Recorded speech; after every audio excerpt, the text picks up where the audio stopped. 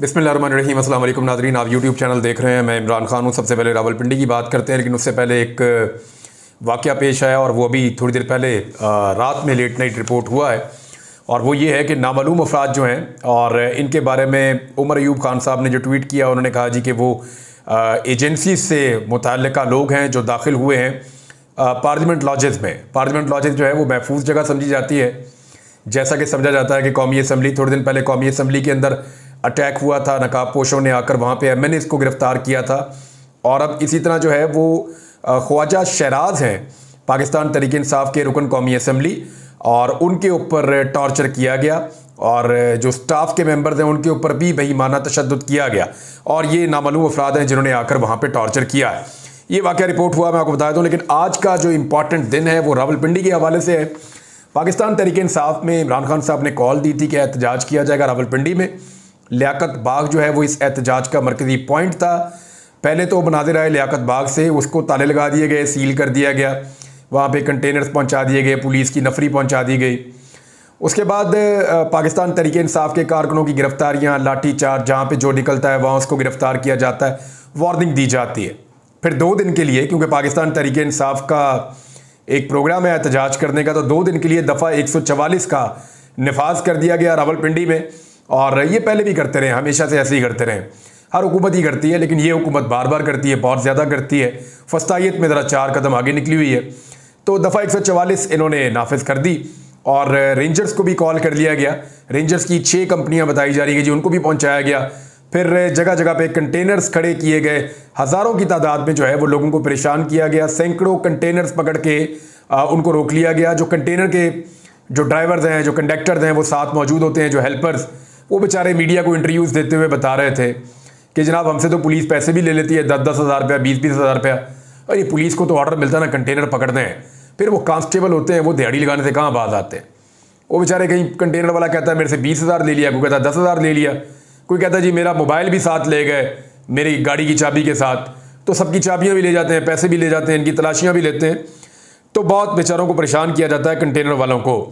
बहरहाल जो इकदाम किए गए हैं, पुलिस की भारी नफरी है जी, छुट्टियां मनसूख कर दी गई हैं सिक्योरिटी फोर्सेस की, नौकरी से फारिग कर देंगे अगर नहीं पहुंचोगे फौरी तौर पे तो, और तातील का ऐलान कर दिया गया है जी कि लोग काम पे नहीं आएंगे। आसपास के होटल और तालीमी इदारे जो हैं उनको बंद कर दिया गया है।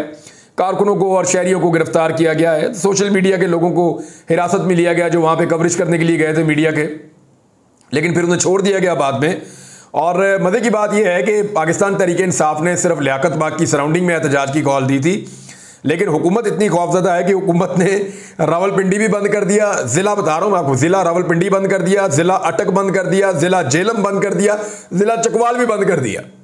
यानी आप अंदाज़ा करें कि इतनी खौफजदा और डरी हुई हुकूमत है कि एक जगह पर एहतजाज का ऐलान किया इमरान खान साहब ने कि मेरे लिए आपने वहाँ पहुँचना है। इमरान खान साहब ने इस मरतबा जो जुमला बोला, उन्होंने कहा रावलपिंडी में है, क्योंकि इमरान खान साहब भी रावलपिंडी की अडियाला जेल में कैद हैं, तो वहीं पे लोग उन्हें मिलने के लिए भी जाते हैं। और रावलपिंडी ने इमरान खान साहब को वैसे कभी मायूस नहीं किया।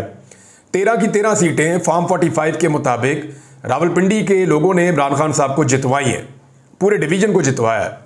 और रावलपिंडी का ही वो कमिश्नर था जिसने इतनी बड़ी धांधली के बाद उसका ज़मीर जागा और उसने कहा ये क्या तबाही हमने फेर दी है, हम तो मुल्क को बर्बाद कर देंगे। हमने तो मुल्क उनके हवाले कर दिया जिनमें कोई एफिड्रेन के केस में था, कोई किसी केस में था, कोई ज़मीनों के केस में था, कोई जो है वो किसी कब्जा ग्रुप में था, तो हमने तो सारा मुल्क लाके उनको दे दिया। पढ़े लिखे लोग जो है बेचारे जिन्होंने इलेक्शन लड़ा, उनसे हमने 50-50, 60-60 हज़ार की लीड हमने छीन ली, तो ये तो अवाम का मैंडेट नहीं है। वो बेचारा फिर निकल के बोला, उसने बताया कौन कौन रिस्पॉन्सिबल है, और उसके बाद वो गायब हो गया, आज तक उसका पता ही नहीं चलता, वो बेचारा दोबारा कभी सामने ही नहीं आया। भारत पाकिस्तान तहरीक इंसाफ ने भी अपनी हिकमत अमली बना ली है, और वो कह रहे हैं जी एहतजाज तो हम हर सूरत करेंगे और ज़रूर करेंगे। मेरी पाकिस्तान तहरीक इंसाफ के कुछ लोगों से बात हुई, उन्होंने कहा जी पहले भी गिरफ्तारियां होती रही है, कोई फ़र्क नहीं पड़ा, अभी भी कोई 200-400-500 बंदा गिरफ्तार हो जाएगा तो कोई फ़र्क नहीं पड़ेगा, हम गिरफ्तारियां देने के लिए भी तैयार हैं। उन्होंने कहा कारकुन मुख्तलिफ शहरों से बड़ी तादाद में निकलेंगे, खैबर पख्तूनख्वा से आएंगे, पंजाब की तरफ से आएंगे, अपर पंजाब की तरफ से आएंगे। मरी रोड को बंद किया गया है, बाकी मुल्क का जितने भी रोड है उन सबको बंद किया गया है। ये क्योंकि देखें एक जो वीकेंड होता है इसके ऊपर लोग टूरिज्म के लिए जाते हैं, और यही टाइम होता है जब लोग यहाँ पे सड़क पे ट्रैवल करते हैं, तो वो रोड भी इन्होंने बंद कर दी है। तो हर तरफ लोगों को तकलीफ दे रहे हैं। हालांकि पाकिस्तान तहरीक इंसाफ के लोगों ने एक लियाकत बाग के इलाके में आके वहाँ पे एहतजाज करना था, तो पूरे के पूरे रावलपिंडी के डिवीजन में और सराउंडिंग में जो है वो एक कर्फ्यू लगा दिया गया। अब आप अंदाजा करें कि हुकूमत कितनी ज़्यादा खौफजदा है, और यही होगी सोशल मीडिया पे और मीडिया पे पाकिस्तान की सबसे बड़ी खबर अगले एक हफ्ते तक। मैं आपको कैसे कह रहा हूं, अपोजिशन को जो विजुअल्स चाहिए होते हैं, जो मनाजर चाहिए होते हैं, गिरफ्तारियों के, कंटेनर्स के, पकड़ धकड़ के, मार कुटाई के, कारकुनों के साथ ज्यादती करने के, जबर के, फस्तायत के, वो सारे मनाजर का बंदोबस्त ये हुकूमत खुद करके देती। इस्लामाबाद के 30 किलोमीटर बाहर जलसा था, पूरा इस्लामाबाद बंद था। ये शाहिद खान अब्बासी साहब भी एक प्रोग्राम में बैठे हुए बेचारे सर पीट रहे थे कि ये कहां के अकलमंद, इन्होंने क्या किया। अब देखें, ऐन उस मौके पर जब शहबाज शरीफ ने अक़वाम मुत्तहिदा में तकरीर की, अव्वल तो उनकी बनती नहीं, फार्म 47 के जाली वज़ीर आज़म है वो पाकिस्तान में, लेकिन आप अंदाज़ा करें कि शहबाज शरीफ जिनको अक़वाम मुत्तहिदा में खिताब का मौका मिला, और उन्होंने वहाँ पे जो खिताब किया वो कोई ज़्यादा मुतासर कुन नहीं था। शहबाज शरीफ साहब ने जो बातें की वो मुतासर कुन नहीं थी। मैं आपको फैक्ट बता देता हूँ, जब आलमी बरादरी इसराइल को कह रही है कि आप जंगबंदी करें, तो बजाय इसके कि वो जंगबंदी करें, उन्होंने अनाउंस किया कि नहीं जी, हम जंगबंदी किसी सूरत नहीं करेंगे, अब मुस्तरद करते हैं आपका मुतालबा।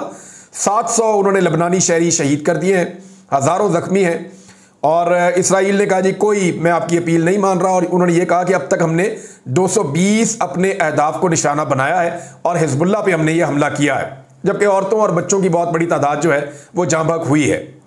और दूसरी जानिब जो लोग उनको ताकत से रोकने की कोशिश कर सकते हैं वो तो बिल्कुल खामोश हैं, और जो बाकी लोग हैं वो सपोर्ट ऐसे कर रहे हैं कि अमेरिका ने अभी इसराइल को 8.7 अरब डॉलर की इमदाद फराहम की है। इसमें से जंगी सामान के लिए 3.5 अरब डॉलर, और जो फ़िज़ाई दिफाई निज़ाम है उसके लिए 5.2 अरब डॉलर इसराइल जो है वो खर्च कर रहा है। अब ये हथियार ही खरीदते हैं ना इन पैसों से, यानी जब ये पैसा मिलेगा इससे हथियार खरीदेंगे।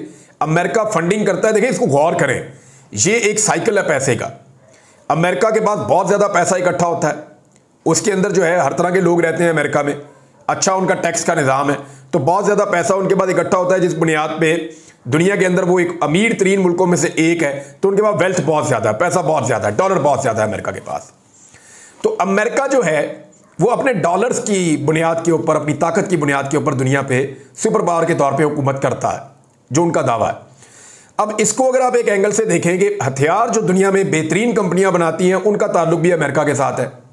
दुनिया में बेहतरीन हथियार अमेरिका और अमेरिका के इत्तहादी बनाते हैं, और जो लोग हथियार बनाते हैं उनके हुकूमतों के अंदर इन्फ्लुएंस है, तो वो अपने हथियार बेचना चाहते हैं। हथियार बेचने का सबसे बेहतर तरीका होता है कि कहीं पे जंग लग जाए। अगर किसी भी मुल्क में जंग लग जाए या दो मुल्क आपस में लड़ पड़े तो फिर हथियार बहुत तेजी से बिकते हैं। तो जैसे कि यूक्रेन के अंदर जब जंग लगी रशिया के साथ, तो अमेरिकन जो हथियार बेचने वाले हैं, जो यूरोपियन हथियार बेचने वाले हैं, उन्हें बहुत फ़ायदा हुआ, क्योंकि बहुत बड़ी बड़ी फंडिंग जो है वहाँ की हुकूमतों ने की, और वो फंडिंग उन मुल्कों के पास थोड़ी गई है, वो तो घूम के वापस इनके पास आ गई। यानी उन्हीं की कंपनियों ने हथियार बेच दिए, हथियार वहाँ पे पहुँच गए, और वो जो सरकारी पैसा था टैक्स पेयर का वो चंद लोगों की जेबों में चला गया। ये है असल गेम। तो अमेरिका यूँ पैसा देता है और उसी पैसे से वापस उनको हथियार बेचता है, और वो जो अमेरिकन कौम का पैसा है वो वहाँ पे लोगों की जेबों में चला जाता है। तो ये एक सिंपल फार्मूला है, दुनिया ऐसे ही चलती है ये साइकिल, और दुनिया का बेहतरीन धंधा है हथियारों का धंधा। जितने बड़े और ख़तरनाक हथियार बिकेंगे उतना बड़ा और वसी मुनाफा होगा। तो इसी तरह से इसको चलाया जाता है। अब तवज्जो होनी थी वज़ीर आज़म के खिताब की तरफ, हालांकि उस खिताब में कोई ऐसी चीज़ नहीं थी, यानी कोई काबिल ज़िक्र चीज़ हो तो मैं आपके साथ डिस्कस भी कर दूँ। वज़ीर आज़म का बड़ा स्टीरियोटाइप किस्म का एक खिताब था। अब तवज्जो होनी चाहिए थी उनके खिताब की तरफ, पूरी की पूरी तवज्जो इस फस्तायत की तरफ करवा दी हुकूमत ने। और भाई पाकिस्तान तहरीक इंसाफ का एक प्रोटेस्ट ही तो था, आप वो उन्हें करने देते, और आप जो है वो सोशल मीडिया पे और मीडिया पे हर तरफ शहबाज शरीफ साहब के खिताब की बात करते।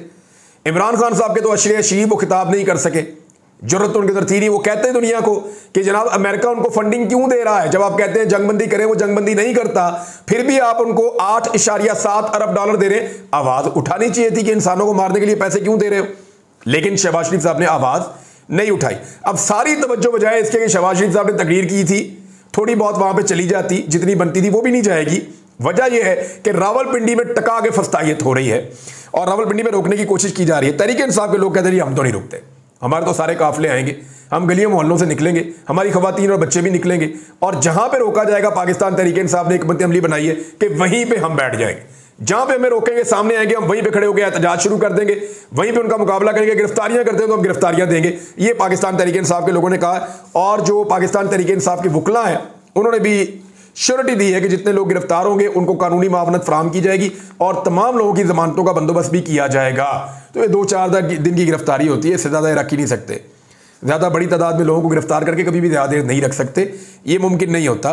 बहरहाल फिर भी लोग लंबे अरसे तक भी रहे हैं, लेकिन वो बड़ी कार्रवाइयाँ होने के बाद ये तो एक एहतजाज है और इसमें जो है वो पुरअमन एहतजाज करना अवाम का आईनी हक होता है। लेकिन यहाँ पे दफ़ा 144 लगा के कर्फ्यू नाफिज कर देते हैं और फिर चैलेंज करते हैं कि निकलो और एहतजाज करके दिखाओ। तो ब्रूटल जो स्टेट फोर्स है उसको इस्तेमाल किया जाता है लोगों के खिलाफ। अब नाज़रीन एक वाक़या हुआ, मैं आपको बताता हूँ। मैंने आपको बताया ना कि एक MNA के ऊपर अटैक हुआ और कौमी असम्बली में ख्वाजा शराज जो हैं वो MNA हैं और उनको जो है वो पार्लियामेंट लॉजेस के अंदर मारा गया। लेकिन पार्लियामेंट लॉजेस के अंदर अभी हाल ही में एक और वाक़या हुआ था। मैं अभी नाम नहीं ले रहा बंदे का और उसके पीछे एक मसलियत है अभी मुझे, क्योंकि जिसने बताई खबर उन्होंने कहा अभी आपने नाम नहीं लेना। हुआ ये कि पाकिस्तान तहरीक इंसाफ के एक MNA जिनको कुछ अर्सा पहले अगवा भी किया गया था और उनको बहुत परेशान भी किया गया था, उनकी खबर बहुत ज़्यादा मीडिया पे आई थी, मैंने भी उनके ऊपर वीलॉग्स किए थे। अब उनके जो MNA हैं वो मौजूद थे पार्लियामेंट लॉजेस में और वो ये समझ रहे थे वो महफूज हैं। तो नामालूम अफराद वहाँ पर पहुँच गए और उन्होंने पहुँच कर जो है वो उनको वहाँ से ले जाने की कोशिश करना शुरू की। तो पाकिस्तान तहरीक इंसाफ को उस MNA ने फ़ौरन रब्ता किया कि जी मेरे तो यहाँ पे बंदे आ गए, मुझे ले जाएंगे। तो तहरीक इंसाफ ने फौरी तौर पे जो वहाँ का सिक्योरिटी स्टाफ है, जो ऑफिसर वहाँ पे मौजूद था, उससे रब्ता किया कि जनाब हमारे MNA को पार्लियामेंट लॉजेस से अगर कोई उठा कर ले गया तो हम आपको नहीं छोड़ेंगे, तो आप फौरी तौर पर एक्टिविटी करें क्योंकि स्पीकर ने वादा किया हुआ है कि ऐसा कुछ नहीं होगा। तो जनाब उन्होंने अपना जो जूनियर ऑफिसर है उसको फ़ौरन वहाँ भेजा। तो जो नामालूम लोग वहाँ पर मौजूद थे उन्होंने जूनियर ऑफिसर को डांट के वापस भेज दिया। जूनियर ऑफिसर भी जो है वो अच्छे रैंक वाला ऑफिसर था। उसके बाद जनाब पाकिस्तान तहरीक इंसाफ ने दोबारा कॉल की और वो जो सीनियर ऑफिसर वहाँ पे मौजूद था वो खुद गया। जब वो गया तो वो जो नामालूम अफराद वहाँ मौजूद थे उन्होंने टेलीफोन के ऊपर एक बहुत सीनियर पुलिस वाले की बात करवा दी, बहुत बड़े ऑफिसर से बात करवा दी, उस सीनियर ऑफिसर की भी जिसकी ड्यूटी है पार्लियामेंट लॉजेस के अंदर सिक्योरिटी फराहम करना MNAs को। तो वो सीनियर ऑफिसर ने उसको कहा कि जी तुम्हारा कोई काम नहीं, जाओ यहाँ से, छोड़ दो। तो वो वहाँ से चले गए। अब MNA साहब को जो है वो पाकिस्तान तहरीक इंसाफ के लोगों ने कहा जी आप 5 मिनट किसी तरह गुजार लें, हम आ रहे हैं। और फिर उमर अयूब साहब की सरबराही में तकरीबन जो लोग वहाँ पे पहुँचे उनकी तादाद 13-14 बताई जाती है, जो MNAs थे पाकिस्तान तहरीक इंसाफ के 13-14 MNAs वहाँ पे पहुँच गए और उन्होंने जाके वहाँ रोला डाल दिया नामालूम अफराद के सामने और कंधे पे हाथ रख के बड़े आराम से अपने उस MNA को लेके जो पहले अगवा हो चुका था वहाँ से निकल गए। पहले उसको वहाँ करीबी एक बिल्डिंग के अंदर ले गए, वहाँ पे उसको महफूज किया और उसके बाद उसको कहीं दूर दराज मुंतकिल कर दिया। तो ये है जनाब पूरी कहानी एक MNA की कि उसको वहाँ से अगवा करने की कोशिश की गई पार्लियामेंट लॉजेस से और पाकिस्तान तहरीक इंसाफ ने कैसे उसको बचाया है। अच्छा एक चीज़ मैं आपको और बताता हूँ, ये MNA जो है ये वो बंदा है जो पाकिस्तान तहरीक इंसाफ को बयान अल्फी दे चुका है और सुप्रीम कोर्ट ऑफ पाकिस्तान के फैसले के मुताबिक ये वोट डाल ही नहीं सकता तरमीम के हक में। अच्छा ये वोट सिर्फ एक सूरत में डाल सकता है कि काजी फायद ईसा साहब ने जो पीर वाले दिन के लिए एक बेंच बनाया हुआ है जिसकी सरबराही वो खुद कर रहे हैं, उसमें वो हुकूमत के हक में ये फैसला दे दे कि जनाब इन्हें वोट डालने का हक है, ये वोट डाल सकते हैं, इनकी सीट तो चली जाएगी लेकिन वोट इनका काउंट हो जाएगा। तो इसी सूरत में सिर्फ वो बंदा काम आ सकता है जिसको अगवा करने की कोशिश की गई। अब मेरे दिमाग में सवाल ये आ रहा है कि एक केस लगा हुआ है पीर वाले दिन, कादी साहब ने पता नहीं पीर को भी वो सुना जाएगा या नहीं, क्योंकि जस्टिस मुनीब अख्तर हो सकते हैं कि बेंच में बैठे ही ना, या हो सकता है मंगल बुध जुमेरात जुम्मा हफ्ता इतवार अगले हफ्ते में जाके इसका फैसला आए। तो जब भी इस रिव्यू पिटीशन का फैसला आएगा तो इसमें भी टाइम लगेगा। ये फैसला हुकूमत के हक में आता है तो ये MNA काम आता है। तो क्या उठाने वालों को पहले से पता है कि कादी साहब क्या फैसला देने वाले? ये मेरा सवाल है कि क्या उठाने वालों को पहले से पता था कि कादी साहब फैसला देने वाले हैं? अब इधर एक सवाल पैदा होता है, ये जो तरमीमी ऑर्डिनेंस आया, सदारती ऑर्डिनेंस, इसका मतलब है वो भी इसी खेल का हिस्सा है। फिर जस्टिस मुनीब अख्तर साहब को कमेटी से निकालना भी इसी खेल का हिस्सा है। फिर जस्टिस अमीनुद्दीन खान साहब को इस कमेटी के अंदर लाना भी उसी खेल का हिस्सा है। और फिर जो फैसला आएगा वो फैसला, फिर इसका मतलब है कि फैसला साजों को पहले से पता है कि फैसला क्या आने वाला है और फैसले के बाद कौन से बंदे हमारे काम आने वाले, तो बंदे चक लो। तो भारत पाकिस्तान तहरीक इंसाफ ने अपने मैक्सिमम बंदे कंट्रोल कर लिए हैं। मैक्सिमम बंदे मैं आपको बता रहा हूं। सिर्फ इस वक्त 3 बंदे ऐसे हैं जिनके ऊपर पाकिस्तान तहरीक इंसाफ का कंट्रोल नहीं हो रहा। और बड़े मजे की बात यह है कि हुकूमत के अपने 2 बंदे अब हुकूमत के कंट्रोल में नहीं है। एक बंदे का तो मैं आपको लिख कर दे देता हूं कि हुकूमत का 1 वोट तो कम हो गया है, वो नहीं पड़ेगा, और दूसरा वोट जो है वो हुकूमत का मेरे ख्याल में अब तक वो भी तकरीबन 80% कवर हो गया, तो हुकूमत को दूसरा वोट भी नहीं पड़ेगा। 2 वोट हुकूमत के टूट चुके हैं। हुकूमत की अपनी तादाद 214 से कम होकर 212 हो गई है। फजलुर रहमान साहब के 8 मिल भी जाएं तो इनको 4 और चाहिए, और पाकिस्तान तहरीक इंसाफ के सिर्फ 3 बंदे अभी तक खतरे की घंटी बजा रहे हैं, जिनको कंट्रोल करने की हुकूमत की जानिब से कोशिश की जा रही है। आईनी तरमीम पे हुकूमत की सांसें फूली हुई हैं, और यहां तक हो गया कि राना सनाउल्लाह साहब ने कहा कि ठीक है, हम कोई बात कर लेते हैं बीच वाली, मौलाना फजलुर रहमान साहब को मनाने की कोशिश करते हैं, और फौजी अदालतों वाली जो शिक है उससे हम पीछे हट जाएंगे, हम इतना तो कर सकते हैं। तो फजलुर रहमान साहब को मनाने के लिए हुकूमत पीछे पीछे हट रही है। लेकिन फजलुर रहमान साहब का स्टांस कहां पहुंच गया है, ये आपको मौलाना गफूर हैदरी साहब के बयानात से पता चल जाता है। यानी पाकिस्तान पीपल्स पार्टी का वफ्द किया, वो भी जाके फजलुर रहमान साहब से मिला, उन्होंने कहा जी कोई तरमीम बना लेते हैं, आईनी अदालतें वक्त की ज़रूरत है। और आईनी अदालतों के लिए जो वजूहात अभी तक पाकिस्तान पीपल्स पार्टी ने दी हैं, हम ये चाहते हैं कि पाकिस्तान पीपल्स पार्टी इसकी वजूहात दे। बिलावल ने जैसे बोला वो वजूहात हैं नहीं, यानी वो ये कहते हैं कि 90% वक्त जो है वो आईनी केसेस में लग जाता है, तो नहीं लगता भाई। 90% से ज़्यादा वक्त दूसरे केसेस में लगता है। आईनी केसेस क्योंकि रिपोर्ट ज़्यादा होते हैं, इसलिए बिलावल को लगता है कि वो ज़्यादा वक्त में है, तो वो सही वाले डाटे के ऊपर सही वाली बात करे। मौलाना गफूर हैदरी साहब ने कहा कि मुबारक सानी केस जो था उसमें कादी फायद ईसा साहब ने जो फैसला दिया था वो उन्होंने अपनी मर्जी से दिया था, और अवाम के प्रेशर की वजह से, अवाम के दबाव की वजह से उन्होंने वो फैसला वापस लिया। आईनी तरमीम में हम ऐसे शख्स को कैसे सपोर्ट कर सकते हैं? तो कादी फायद ईसा साहब का तो पत्ता काट दिया। मजहबी लोग जब ये कह देते हैं ना कि मजहब का मामला बीच में ले आते हैं और इस्लाम का मामला बीच में ले आते हैं, तो फिर इनके लिए गुंजाइश नहीं होती सपोर्ट करने की। तो कादी फायद ईसा साहब पे ये वाला जो अटैक किया है फजलुर रहमान साहब की जमात ने, और उन्होंने कहा जी कि मुबारक सानी वाले केस में कादी साहब को वो देखते हैं कि उन्होंने जानबूझकर किया था, लेकिन अवामी दबाव पे वो पीछे हट गए। अब ये क्योंकि मजहबी एलिमेंट को बीच में ले आए फजलुर रहमान साहब की जमात, और जब मजहब को ये बीच में ले आए तो फिर इनके पास पीछे हटने के चांसेस खुद ही आहिस्ता आहिस्ता ख़त्म हो जाते हैं। और दूसरा उन्होंने कहा जी कि गवर्नर जैसे ओहदों के लालच के अंदर हम अपने असूल से पीछे नहीं हट सकते। शेख वकास अकरम साहब नादरीन जब से बने हैं सेक्रेटरी इन्फॉर्मेशन, उन्होंने पहली प्रेस कॉन्फ्रेंस की, और उसके बाद सबको पता था कि शाम 4 बजे वो इस्लामाबाद में प्रेस कॉन्फ्रेंस कर रहे हैं, और वो इस्लामाबाद में मौजूद हैं। उनका सारा कारोबार बंद कर दिया, उनके पेट्रोल पंप बंद कर दिए, उनकी गाड़ियां बसें पकड़ के बंद कर दी, उनका जो आबाई घर है झंग वाला वहां पे छापे मार रहे हैं, आप अंदाजा कीजिए। और वहां पे पैगाम क्या दिया जा रहा है कि हमसे रब्ता करें। अब शेख वकास अकरम साहब से मेरी बात हुई, वो कहते हैं जी मैं अब इसमें क्या कर सकता हूँ, ये कौन सा रवैया रियासत का, हम पॉलिटिक्स कर रहे हैं जो हमारा हक है, हम अपना आईनी हक भी इस्तेमाल नहीं कर सकते इस मुल्क के अंदर, तो फिर तो हमें ये लड़ाई बहुत लंबी लड़नी पड़ेगी, और ये तो मुल्क सियासत के काबिल नहीं रहेगा। बहरहाल वो अपने मौके पे अभी तक तो डटे हुए हैं। जब मेरी उनसे बात हुई, तो अब तक के लिए इतना ही। अपना ख्याल रखिएगा, अपने इस चैनल का भी। अल्लाह हाफ़िज़।